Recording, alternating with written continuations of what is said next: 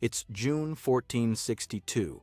Wallachia, modern-day Romania. Sultan Mehmed II, the same guy who conquered Constantinople, who ended the Byzantine Empire, who earned the title the Conqueror, arrives with 90,000 soldiers to crush one rebellious prince. His army marches 3 miles into the abandoned capital of Targovishte. Gates wide open, not a soul in sight. And then they see it. A forest, but not trees. 20,000 impaled corpses, stakes as far as the eye can see, bodies rotting in the summer heat, birds nesting in the remains, mothers impaled with their babies still attached. The tallest stake, reserved for Hamza Pasha, the Ottoman official who came to collect taxes the year before. At the center of this nightmare sits Vlad III eating dinner among the dying. His nickname? The Impaler. His zodiac sign? Scorpio. And here's the thing, when you look at his chart, that forest of corpses, that psychological warfare that made an empire turn around, classic Scorpio behavior. Wait till you see what his placements predicted about how he'd lose power. And that Capricorn moon? That explains why nobody could stop him. The craziest part, Bram Stoker created Dracula based on this guy. The original vampire was a Scorpio all along. Before we dive in, if you love understanding historical figures through astrology, hit subscribe and drop a like if you're ready for this story. Real talk though, I need to know, would you rather have Vlad's Scorpio sun determination and strategic genius knowing it comes with his capacity for absolute brutality, or would you pass on that level of intensity? Comment below because I'm genuinely curious where you stand on whether this energy is power or just too dark. Okay, Vlad III Dracula, November 1431, Scorpio sun. And listen, we don't have his exact birth time, so no confirmed moon or rising, but historians estimate Capricorn moon based on his emotional detachment and strategic coldness. So some think Scorpio or Pisces rising. Honestly, his sun sign alone explains so much it's almost scary. Scorpio rules death, transformation, revenge, psychological warfare, power, and rebirth. This isn't the fun astrology TikTok Scorpio. This is Scorpio in its absolute shadow expression. Ruled by Pluto, planet of death and transformation, and traditionally ruled by Mars, planet of war. That combination gives you someone who sees violence as strategy, who weaponizes fear, who never forgets a betrayal. Scorpio is a water sign, deeply emotional, intensely feeling, but also the sign most capable of turning those feelings into calculated action. They're the sign of the 8th house, other people's resources, death, transformation, psychological power. Vlad didn't just fight wars. He created terror so profound it outlived him by centuries. And that Capricorn moon, if the estimates are right, that's emotional shutdown, cold pragmatism, zero empathy when it serves the goal. This is someone who learned early that emotions are weakness, that survival means control, that trust gets you ended. We're about to see how a traumatized Scorpio with a Capricorn moon becomes the inspiration for every vampire story you've ever heard. Born in Sighisoara, Transylvania, his father, Vlad II Dracula, was a member of the Order of the Dragon, a knightly order created to defend Christian Europe against the Ottoman Empire. Dracula means dragon. Dracula literally means son of the dragon. Very Scorpio, to have a name that means darkness and power before you even do anything. Vlad II became ruler of Wallachia in 1436 when Vlad was about 5. Wallachia was this tiny principality stuck between two massive powers, Hungary and the Ottoman Empire. Imagine growing up watching your father play both sides, making deals with people who want to destroy you, constantly maneuvering to survive. That's Scorpio's origin story right there. Learning that the world is dangerous, that everyone has an agenda, that power is the only thing that matters. Then 1442 happens. Vlad is 11 years old. His father makes a deal with Sultan Murad II to keep peace. The price? His sons. Vlad and his younger brother Radu get handed over to the Ottomans as hostages. They're imprisoned at Erigo's fortress for 6 years. Scorpio's sun, in the 8th house energy, trauma, captivity, betrayal by a parent, learning that love and politics don't mix. While Vlad's locked up, he's watching impalement executions in the courtyard. The Ottomans used impalement as their preferred method. He's seeing people die slowly on stakes, understanding the psychology of fear, learning how to break someone without touching them. This is where the Scorpio transformation starts. You can see it. The child who got traded like property, watching his captors use terror as power, realizing that cruelty is a language. His brother, Radu, adapts, converts to Islam, becomes close with the Sultan's son, Mehmed. Classic younger sibling survival. But Vlad, Scorpio doesn't adapt. Scorpio plots. Scorpio remembers. And then 1447, his father and older brother Mircea are taken down. His father's eliminated in the swamps near Bucharest by Hungarian forces and rebellious Wallachian nobles. Mircea is reportedly buried alive. Vlad's still imprisoned when he finds out his family's been destroyed by the same people his father trusted. Scorpio never forgets. The revenge clock starts ticking. Released in 1448, age 17, and immediately makes his first play for the throne with Ottoman support. Gets it for 2 months. Loses it. Spends the next 8 years watching, waiting, planning. This is peak Scorpio patience. They don't strike when they're angry. They strike when it's most effective. Other signs might give up after losing power twice. Scorpio, they're just getting started. 1456, he's 25, takes the throne again with Hungarian support. And his first move? Easter feast. Invites all the noblemen, the boyars who eliminated his father and brother. They show up thinking it's reconciliation. Classic mistake. He has every single one impaled. This is Scorpio revenge. Calculated, symbolic, public. It's not enough to end them. He needs everyone to see it. He needs the message to be clear. You don't betray a Scorpio and walk away. But here's what's wild. He's not random about it. Vlad had a system. He targeted liars, thieves, corrupt officials, anyone who threatened his power. There's this legend that he left a golden cup in the town square and nobody dared steal it. That's Scorpio's obsession with truth and control. He hated dishonesty more than almost anything. Which tracks. Scorpios value loyalty and honesty above everything, and when you violate that, they become your worst nightmare. His favorite method, obviously, was impalement. But it wasn't about sadism for sadism's sake. It was psychological warfare. He'd impale Ottoman invaders and leave them along roadsides as warnings. He'd arrange the stakes by height based on rank. Hamza Pasha, the Ottoman official, got the tallest stake. It's theater. It's sending a message. Scorpio understands that power isn't just physical. It's psychological. Make your enemy afraid and you've already won. 1459 to 1461. He's going full Scorpio chaos. Raids into Transylvania because the Saxon merchants are supporting his rivals. Burns the city of Brasov to the ground. Impales hundreds of German merchants. Some he boiled alive. One German poet, Michael Beheim, writes about Vlad dining among impaled victims after a massacre, just sitting there eating while people are expiring around him. That image gets repeated over and over in German pamphlets. They're terrified of him. And honestly, that's the goal. Scorpio in power knows that fear is control. 1461, the Sultan sends envoys to collect the annual tribute. Vlad refuses to pay. When they show up anyway, he has them both eliminated and impaled then. And this is where it gets absolutely unhinged. He crosses the Danube into Ottoman territory and destroys every village he finds. His own records say he ended over 23,000 Turks and Bulgarians. 23,000? He sends a letter to the King of Hungary bragging about it. Scorpio doesn't hide their victories. They want you to know what they're capable of. Mehmed II, the guy who conquered Constantinople, hears about this and raises an army of 90,000 to 150,000 men. This is the largest Ottoman force since they took the Byzantine capital. They're coming for Vlad. He's got maybe 30,000 troops, outnumbered 3-1 minimum. Any other sign might surrender. Scorpio, they get creative. Summer 1462. Mehmed's army crosses the Danube. Vlad adopts scorched earth tactics, burns his own villages, poisons the wells, eliminates the livestock, anything to deny the Ottomans' resources, sends people infected with plague and leprosy into their camps. Guerrilla warfare, hitting supply lines, ambushing stragglers, disappearing into forests. Classic Scorpio. If I can't win directly, I'll make you suffer until you give up.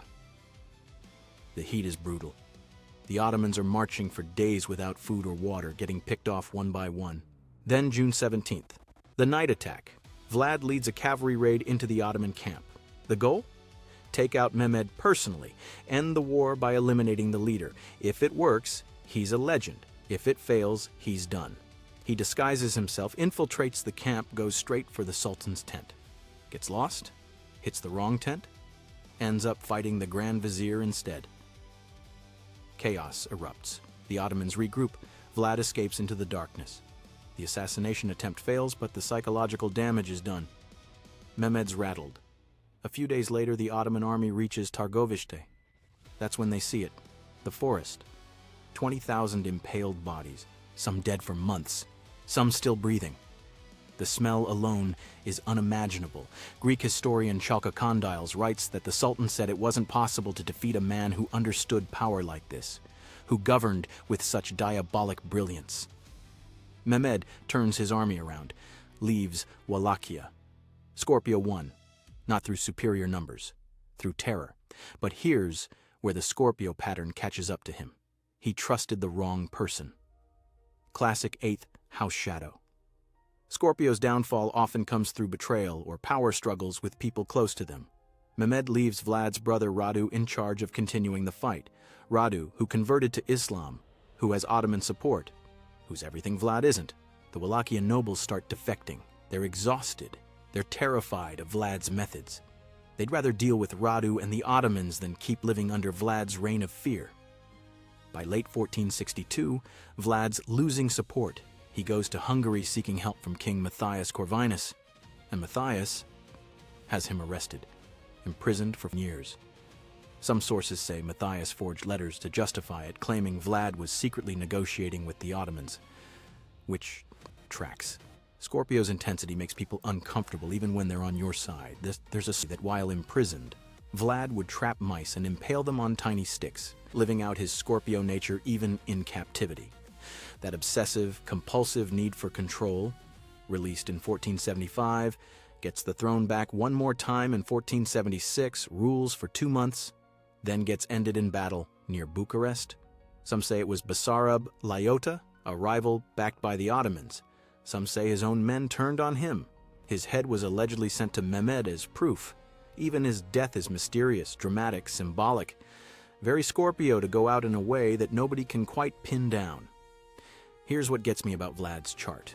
That Scorpio sun in the 8th house, death, transformation, other people's resources, psychological power. He lived in that energy completely, obsessed with control over life and death, using fear as currency, transforming violence into strategy. Scorpio's modern ruler is Pluto. Transformation through destruction, power through confronting the shadow. Vlad was Pluto personified. And that Capricorn moon, if the birth time estimates are right, explains the coldness. Capricorn moon. People often have early emotional trauma or neglect. Vlad was traded as a hostage at 11, watched his family get eliminated, learned that emotions get you destroyed.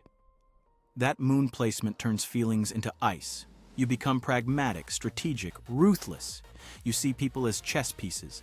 Relationships are transactions. Love is weakness, which is why Vlad could impale thousands without hesitation. The emotional detachment is complete. There's also speculation about Mars in Pisces, violence as theater, cruelty as art. Pisces adds this imaginative, symbolic quality to Mars' aggression. It's not just about ending people, it's about the aesthetic of it, the message, the psychological impact. Arranging corpses by rank, creating forests of the impaled, dining among the dying. That's Mars and Pisces making war into performance, and you can see the Scorpio paradox in how history remembers him. In Romania, he's a hero. He defended his country against impossible odds. He fought corruption. He protected the weak from the powerful. In Western Europe, he's a monster. The German pamphlets paint him as a bloodthirsty tyrant. Both are true. Scorpio contains multitudes. They're either your fiercest protector or your deadliest enemy. There's no middle ground. Romanians see the evolved Scorpio like fierce loyalty, protection of the vulnerable, transformation of a weak state into something powerful. Western Europe saw the shadow Scorpio, revenge, cruelty, obsession with control. Here's the thing about Scorpio that Vlad proves: They transform everything they touch, including themselves. Vlad went from traumatized hostage to ruthless ruler to imprisoned exile to legendary figure. Multiple deaths and rebirths. The phoenix rising from ashes. That's the Scorpio life path.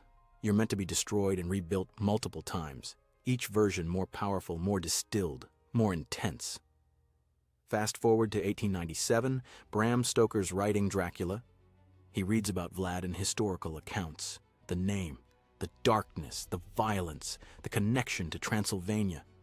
And he creates Count Dracula, a vampire who controls life and death, who lives in darkness, who's immortal, who transforms victims into versions of himself. Scorpio's immortality complex made literal. The vampire myth is pure eighth house energy. Death that isn't final. Transformation through bloodletting. Power through consuming others. Sexuality and danger intertwined. The inability to see yourself reflected back. Scorpio rules all of it, and Stoker instinctively understood that Vlad embodied that energy. The original vampire was a Scorpio because only Scorpio contains that level of darkness, that obsession with death and power, that ability to terrify and fascinate simultaneously. What Vlad's chart predicted and what history delivered line up perfectly. Scorpio sun in the 8th house, a life defined by death, transformation, psychological warfare, power struggles, trauma in childhood leading to obsession with control. Capricorn moon, emotional shutdown, strategic coldness, inability to trust, using people as resources. Mars aspects suggesting violence as methodology, creativity and cruelty. The whole chart screams someone who will either transform their world or be destroyed trying. And he did both. He transformed Wallachia from a weak principality into something the Ottoman Empire feared, then got destroyed by the same intensity that made him powerful. The nobles couldn't handle his methods, the king couldn't trust his extremes, his own brother became his enemy. Scorpio's fatal flaw. The same traits that make you powerful eventually isolate you. You become too intense, too controlling, too willing to go where others won't. And that's the Scorpio lesson Vlad teaches us. Power without emotional intelligence is self-destruction. Control without trust is loneliness. Revenge without healing is a prison.